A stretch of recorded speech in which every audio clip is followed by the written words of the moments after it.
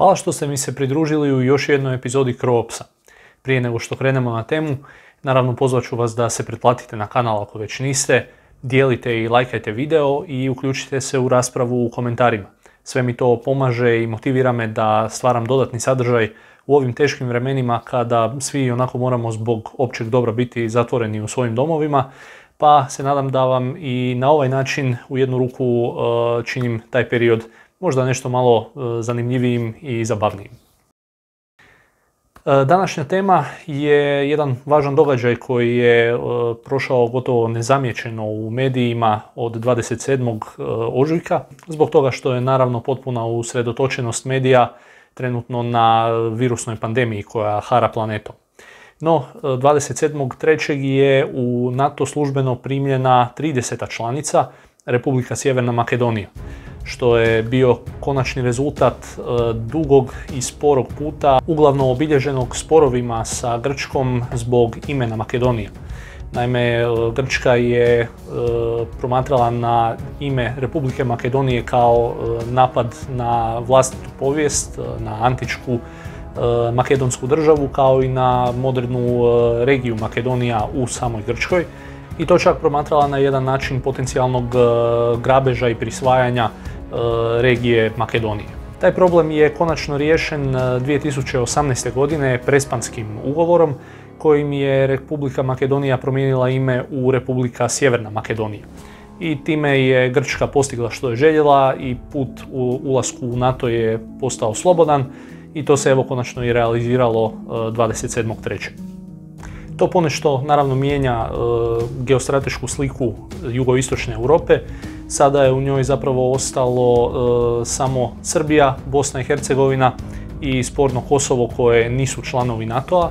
I naravno da to je za Sjevernoatlantski savez pozitivna stvar, odnosno Makedonija postaje još jedna članica koja može pružati ili jamčiti kakvu takvu stabilnost u regiji, barem kad se govori o vlastitom teritoriju.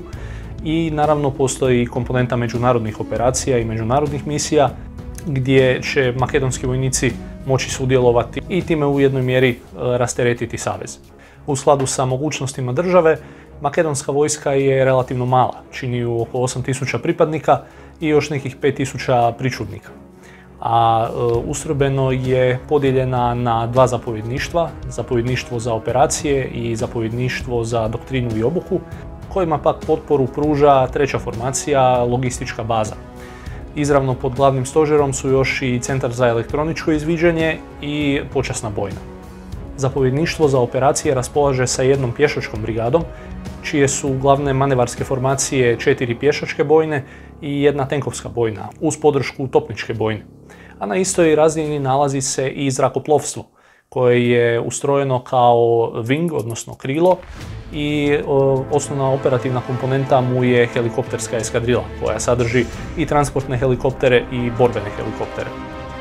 Važna komponenta su i specijalne postrojbe, odnosno jedna bojna specijalnih snaga i jedna izvidnička bojna, koje imaju svoju važnost zbog prošlosti konflikta u Makedoniji, odnosno zbog rata 2001. godine koji se doduše uglavnom vodio u pograničnom području s Kosovom sa albanskim separatistima, a da ta prijetnja nije potpuno zamrla svjedoči i događaj iz 2015. iz Kumanova, odnosno okršaj koji se tamo dogodio, a koji je makedonske snage dočekao relativno nepripremljen. Kada govorimo o opremi makedonske vojske i posebno o pješačkoj brigadi, tu postoji jedna svojevrsna logistička noćna mora.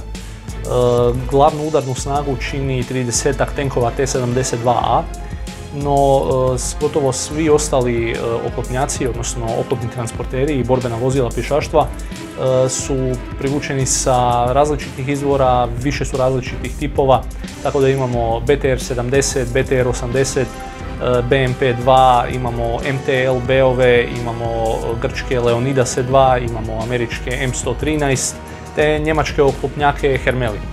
To je sve skupa naravno vrlo složeno za održavati i premda su neki tipovi u većim brojevima kao što je BTR-70 ili Hermelin, većina ostalih je u brojevima od po 10 komada ili par desetaka komada. što je naravno logistički vrlo složeno, a da ne govorimo i o kompliciranosti usklađivanja djelovanja snaga na terenu koje su opremljene sa različitim tipovima borbenih vozila. Taj problem bi se trebao početi rješavati nabavom nove zapadne tehnike koja bi trebala s vremenom istisnuti svu istočnu iz upotrebe, pa se već priprema nabava 56 borbenih vozila Stryker od SAD-a, kao i 96 lakih oklopnih vozila JLTV, također od SAD-a. Topništvo je također mješavina istoka i zapada, pa imamo američke haubice od 105 mm, sovjetske od 122 mm, te nešto istočnih, odnosno jugoslavenskih i ruskih samovoznih višecjevnih lansera raketa 122 mm i 128 mm. No, koliko je za sada poznato, neće se ići u nabavu novih topničkih sredstava, barem ne u nekoj doglednoj budućnosti. Helikopterska eskadrila koja raspolaže sa transportnim Mi-8 i Mi-17 te jurišnim Mi-24 je vrlo važna za Makedoniju zbog sposobnosti provođenja protugerilskih operacija te transporta snaga za brzo djelovanje, kao naravno i ispomoć u humanitarnim katastrofama, kad govorimo naravno o transportnim helikopterima. A što se tiče jurišnih Mi-24, za sada su u upotrebi samo 2 modernizirana na standardu Jasmin, a moguće je da će još 4 biti remontirana i uvedena u upotrebu u bliskoj budućnosti. Pitanje je naravno što će biti nakon 2025. No, moguće je da će ponovno doći do lagane nabavke zapadnih helikoptera i postupnog istiskivanja istočne tehnike iz sustava zrakoplovstva, odnosno krila. Helikopterska komponenta je vrlo važna zbog pouka koje su izvučene iz 2015. iz Kumanova, kada su taj incident dočekala samo 2 operativna Mi-17. S obzirom na veličinu, ustroj, sposobnosti i planove nabave, jasno je da je makedonska vojska usmjerena prvenstveno na protugerilske operacije, odnosno na umanjivanje rizika od separatističkih akcija na svom teritoriju, kao što je to bilo 2001. jer ta opasnost, premda sad nije pretjerano eksponirana, odnosno nije neposredna, ipak postoji i taj rizik će u doglednoj budućnosti biti nazočan, te u skladu s tim naravno treba planirati i organizaciju i nabavu i modernizaciju za oružane snage i oružanih snaga. Tome svjedoči dakle i nabava Strykera i JLTV-eva koji osim što će unificirati dio kopnenih snaga i olakšati interoperabilnost sa zapadnim partnerima, također odgovaraju makedonskom terenu, ali i protugerilskim operacijama.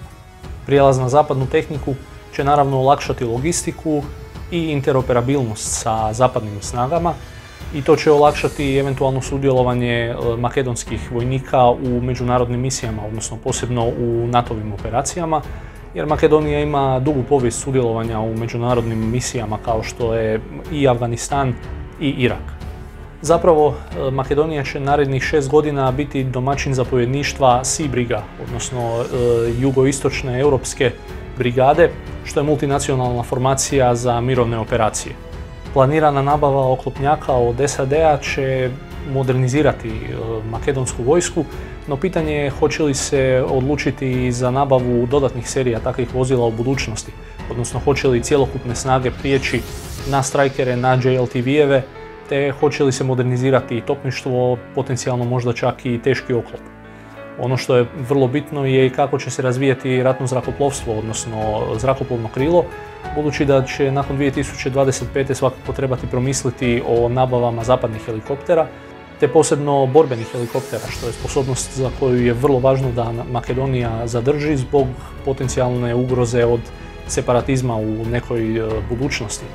A kada govorimo o zapadnoj tehnologiji, znamo naravno da je ona i često vrlo skupa, pa će vrlo veliki utjecaj na tu odluku imati i rezultati, odnosno posljedice ekonomske krize koja će neminovno pratiti ovu svjetsku pandemiju koju upravo proživljavamo.